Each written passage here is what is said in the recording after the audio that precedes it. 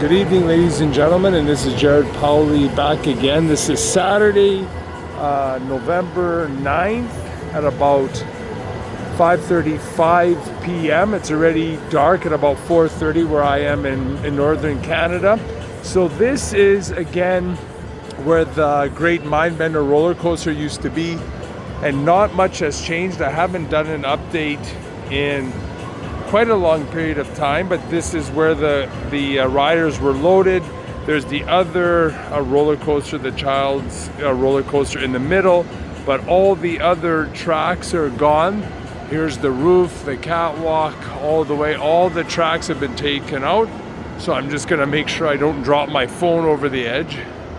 And again, we're just moving down where more and more of the tracks were. There's the entrance 12, and now as we move to this side, I'm not the best with heights, but here's the top of the roof. This is where the drop used to come down, and then there is basically nothing left. That's underneath the platform. That is where the roller coaster would come to a stop. Walks all the way up to the top, but everything is basically completely gone. It's been gone for a while. Rumors still persist of what people think is going to happen, and that is not necessarily too clear.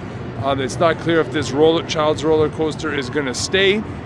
And also, one must remember that this is a very large piece of Fantasyland. So I'll just swoop around. So here's the interior of the Fantasyland, or Fantasy Galaxyland it's called now. It used to be called Fantasyland, but now it's called Galaxyland. So there's many other rides. It's a rather large indoor amusement park, but this was the masterpiece. This was the centerpiece, which is now gone, and we will see what happens in the next, I would say next 6 months to a year, but basically everything has ground to a halt in terms of any type of construction or what is going to happen. There's kind of a silence on all of it. And just down here is where some of the pillars were. And that's about it for now. I just wanted to give an update. A couple of people have texted or messaged me asking what is happening. Not too much. This is the way it looks, about the same as it has for the last, I don't know, maybe 7 to 8 months. Not much has changed. So hopefully there'll be more news in the future, but until that time, this is all we have for an update. There's maybe one of the last remaining cars.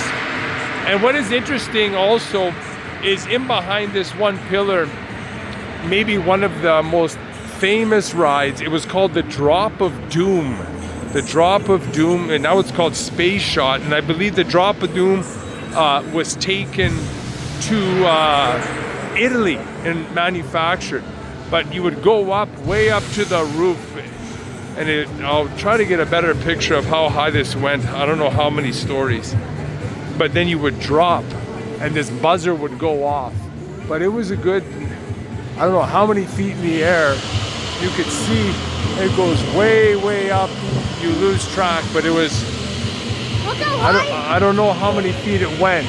I think it was over 100, but it's dark, it's hard to see. But it was one of the most terrifying rides here at West Edmonton Mall. So that's just a few comments on the history, and I'm not sure why they got rid of the Drop of Doom either, because that was maybe the most terrifying ride here, much more than the Mindbender roller coaster. So that's it for now. Thanks for watching.